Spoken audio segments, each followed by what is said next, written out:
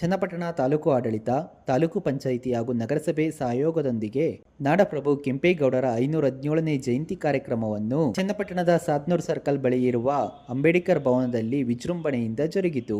Tahsildar B N Girish, ನಿವೃತ್ತ ಉಪನ್ಯಾಸಕ ಚಿಕ್ಕಚನ್ನಯ್ಯ ಮಾತನಾಡಿದರು.